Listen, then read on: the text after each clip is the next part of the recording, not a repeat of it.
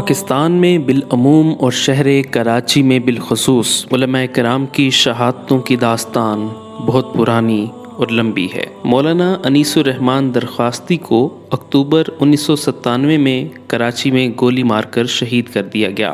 آپ حافظ الحدیث مولانا محمد عبداللہ درخواستی کے نواسے اور جامعہ انوار القرآن آدم ٹاؤن نارتھ کراچی کے شیخ الحدیث تھے۔ نومبر 1997 کو جامعہ علوم الاسلامیہ علامہ بن نوری ٹاؤن کے رئیس مولانا ڈاکٹر حبیب اللہ مختار، جامعہ کے ناظم اور استاد مولانا مفتی عبدالسمیع اور ڈرائیور کو دن دہاڑے لوگوں کے جمع غفیر کے سامنے شہید کر دیا گیا۔ مولانا ڈاکٹر محمد حبیب اللہ مختار شہید رحمۃ اللہ علیہ کا شمار محقق علماء میں ہوتا تھا۔ آپ خالص علمی اور تحقیقی امور سے متعلق تھے۔ 18 مئی سن 2000 کو مولانا محمد یوسف لدھیانوی کو فیڈرل بی ایریا میں فائرنگ کر کے شہید کر دیا گیا۔ آپ جامعہ علوم الاسلامیہ علامہ بن نوری ٹاؤن کے استاد الحدیث، عالمی مجلس تحفظ ختم نبوت کے نائب امیر، احراری رہنما اور ایک عظیم مذہبی اسکالر تھے۔ آپ نے اپنی زندگی دین اسلام کی سربلندی کے لیے وقف کر رکھی تھی۔ شہید اسلام نے بہت سے باطل فرقوں کا تعاقب کیا اور ان کی سرکوبی کے لیے اپنی زبان اور قلم کا استعمال کیا۔ آپ 100 سے زائد کتب کے مصنف بھی تھے۔ آپ ایک دہائی سے زیادہ عرصے تک روزنامہ جنگ سے بھی وابستہ رہے، جہاں آپ کا مشہور سوال و جواب کا مضمون آپ کے مسائل اور ان کا حل روزنامہ جنگ میں شائع ہوتا رہا۔ ان مضامین کے مجموعے بھی کتابی شکل میں شائع ہو چکے ہیں۔ اس کے بعد 30 مئی 2004 کو بروز اتوار جامعہ علوم الاسلامیہ علامہ بن نوری ٹاؤن کے شیخ مولانا ڈاکٹر مفتی نظام الدین شامزئی کو گھر سے جامعہ کی طرف جاتے ہوئے فائرنگ کر کے شہید کر دیا گیا۔ آپ علوم الحدیث پر ایک سند کی حیثیت رکھتے تھے۔ آپ نے تقریباً 20 سال تک جامعہ فاروقیہ میں تدریسی خدمات سر انجام دیں، جبکہ شہادت تک جامعہ علوم الاسلامیہ بن نوری ٹاؤن کے شیخ الحدیث شعبہ تخصص فی الفقہ کے نگران و مشرف رہے۔ آپ نے اپنی زندگی میں تقریباً 48 سال افتاء نویسی کی خدمات سر انجام دیں۔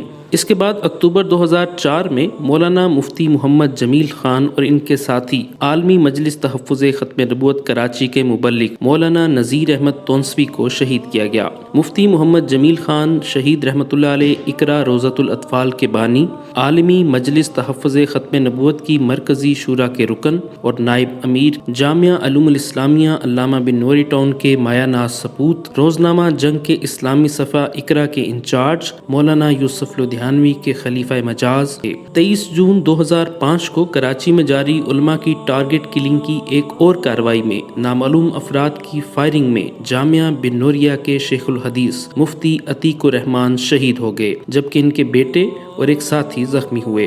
مفتی عتیق الرحمن گزشتہ کئی برس سے بزنس روڈ پر واقع مدینہ مسجد میں ہر جمعرات کو درس دینے جاتے تھے، اور اس جمعرات کو بھی درس دے کر واپس آ رہے تھے کہ بزنس روڈ پر سندھ سیکریٹریٹ کے عقب میں کار میں سوار نامعلوم افراد نے ان پر فائرنگ کر دی۔ مفتی عتیق الرحمن داعی قرآن اور ایک خالص علمی شخصیت تھے۔ مارچ 2010 مولانا سعید احمد جلال پوری، ان کے بیٹے حافظ محمد حذیفہ، ان کے خادم مولانا فخر الزماں اور ڈرائیور کو اس وقت بے دردی سے شہید کیا گیا جب آپ مسجد خاتم النبیین سے مجلس ذکر سے فارغ ہو کر واپس گھر تشریف لا رہے تھے۔ مولانا سعید احمد جلال پوری جامعہ علوم الاسلامیہ علامہ بن نوری ٹاؤن کے ترجمان، ماہانہ بینات کے مدیر اور عالمی مجلس تحفظ ختم نبوت کراچی کے امیر تھے۔ مولانا سعید احمد جلال پوری ایک بلند پایہ عالم دین اور ایک بیدار مغز انسان تھے۔ مولانا ساری زندگی ختم نبوت تحفظ کے لیے کام کرتے رہے اور منکرین نبوت کے حامی ان سے ہمیشہ خائف رہے۔ 13 مئی 2012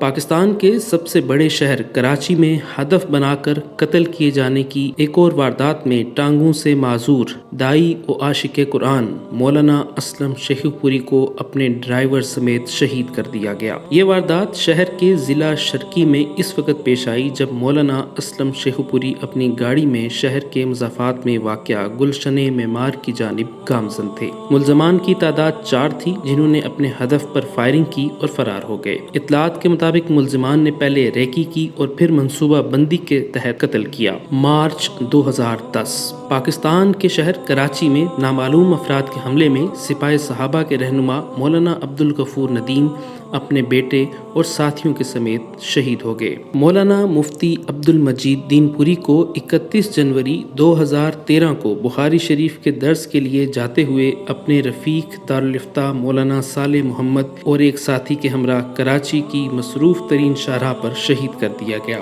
آپ جامعہ بن نوری ٹاؤن کراچی کے رئیس دارالفتہ اور استاذ الحدیث تھے۔ اپریل 2014 میں مفتی نظام الدین شامزئی شہید کے بھائی ڈاکٹر عزیز الدین، ان کے پوتے اور 2 ملازمین بم دھماکے میں شہید ہو گئے۔ کراچی میں ٹارگٹ کلنگ کے ایک اور واقعے میں 18 جنوری 2014 کو جمعیت علماء اسلام سندھ کے اہم رہنما مفتی عثمان یار کو شہید کر دیا گیا۔ مفتی عثمان یار خان اور ان کے ساتھیوں کو شاہراہ فیصل پر عوامی مرکز کے نزدیک اس وقت فائرنگ کا نشانہ بنایا گیا جب وہ پارٹی اجلاس میں شرکت کے بعد گھر جا رہے تھے۔